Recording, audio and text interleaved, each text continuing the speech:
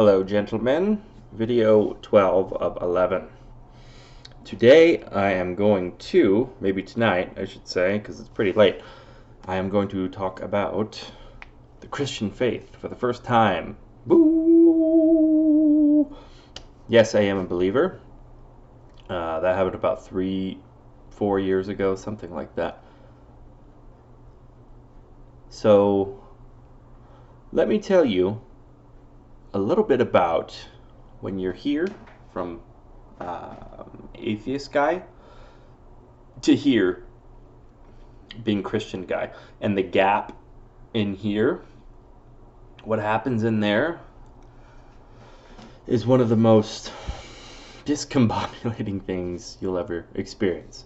Maybe discombobulating is an unfair word to use, but nevertheless, it's a very bizarre transition because of the culture and all the terminology that exists within the culture.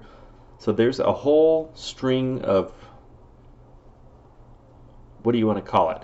I refer to it as Christianese. It's the words that only fellow believers who are attending church can really understand. So these are things like,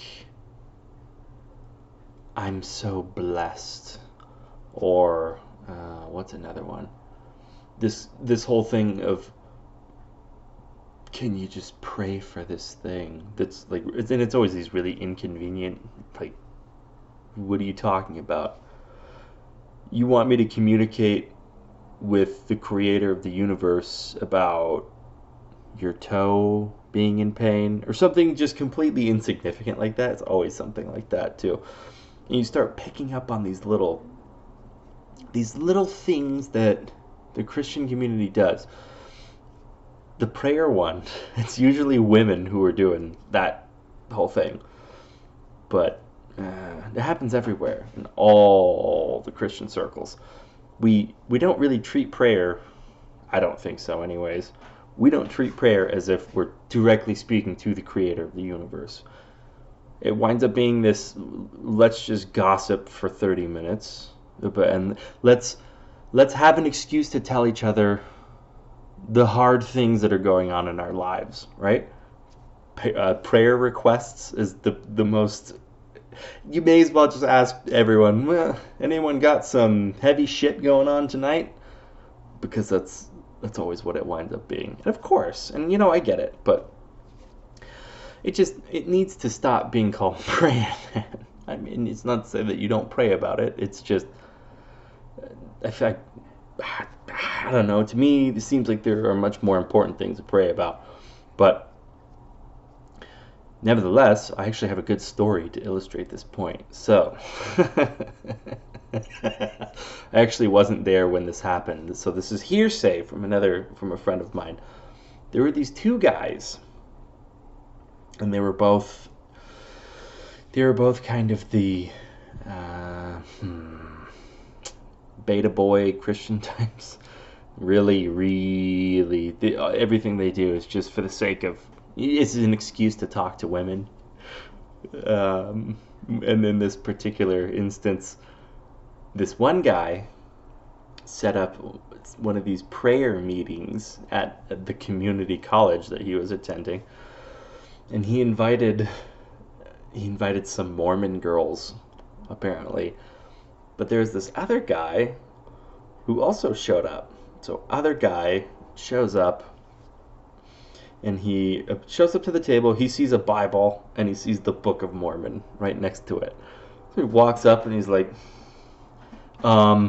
excuse me, but can we get this demonic book away from the holy word of God?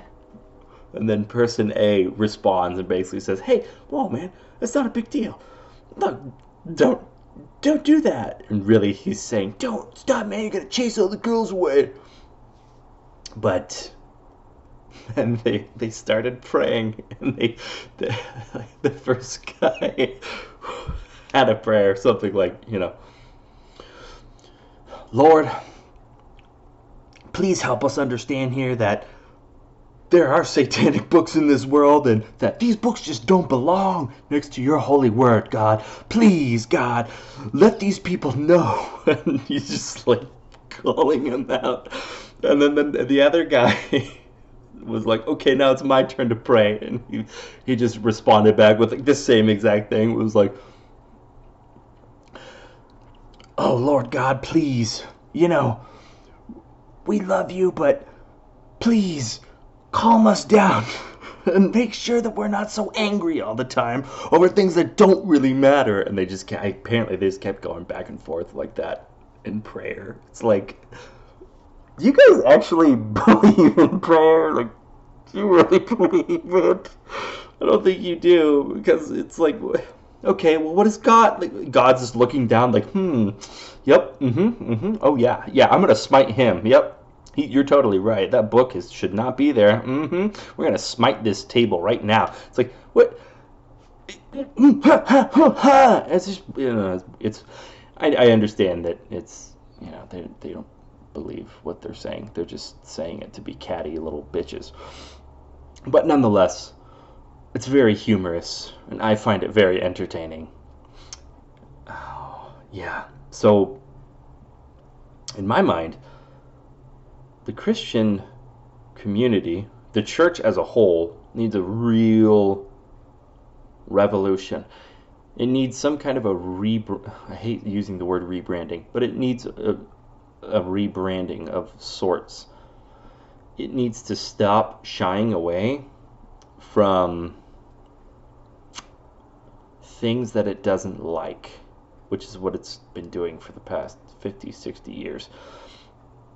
The Christian community has completely squashed any form of art within its own culture. Thus, all artists and all art has gone out of the Christian culture. Thus, you have art becoming degenerate and boring and stupid and thoughtless and uninspired and not fun, not creative, not anything. It's like, let's piss in a toilet and call it art. It's like, okay, yeah, good one, man. But that's a real problem. There's a lot of, I don't know how to put it. It's such a little bubble. The whole church is just this giant bubble, and they try their damnedest to prevent anything from popping that bubble. They will fight tooth and nail to remain in their little naive bubble. It's bizarre. And I guess I understand it because you're afraid, but I don't know. At the same time, you're supposed to believe in the divine creator of the universe. Are you not? To me, it's like the exact opposite. I don't understand. I mean, I kind of do understand why it is, but it's just strange to me that more people don't see it. And I do believe it's because people are typically raised in the church.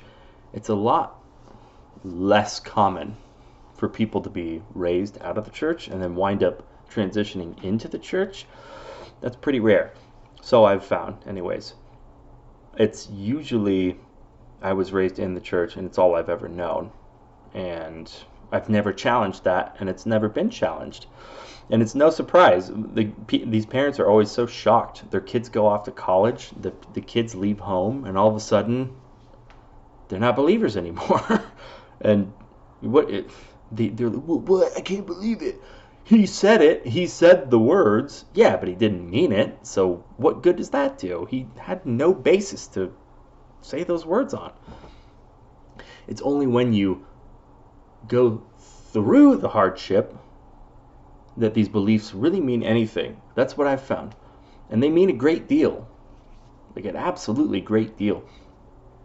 You don't have to take them literally, but if you ask me, they have more power when they're taken literally, and I don't really understand the point of not taking it literally. You're either all in or you're not. That's my perspective. And if you're not all in, fine, but I don't know, whatever. Anyway, there needs to be some kind of change. and I can sort of feel it happening. You can sort of see it, sort of feel it, but rather than becoming a Christian thing, it really exploded with Jordan Peterson. So that's really where it kind of took off like a rocket. And now I actually, not well, semi-frequently meet people who are just all kinds of interested in the Bible and Christian faith. Some of them even attend church, which is like the weirdest thing ever, and they still claim to not be the believers, which is a fence-sitting position. And I understand why they're sitting on the fence, and it's because they can detect the weakness of the Christian community, and it absolutely is weak, and they don't want to devote to it, and they don't want to commit to it.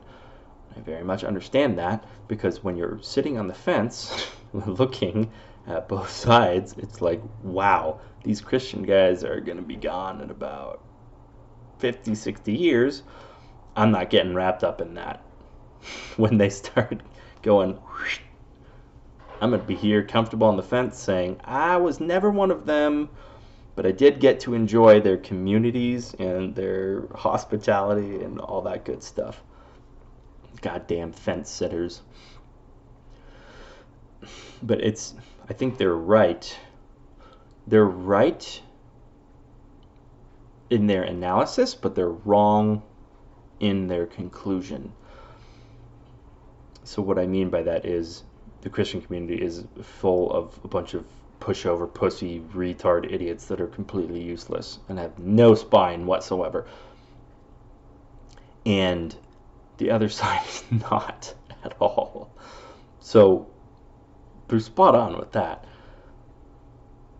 But the conclusion isn't to sit on the fence. The conclusion is to grow a spine yourself and become something worthwhile in the Christian community, because we need a revival. I mean, it's going to happen.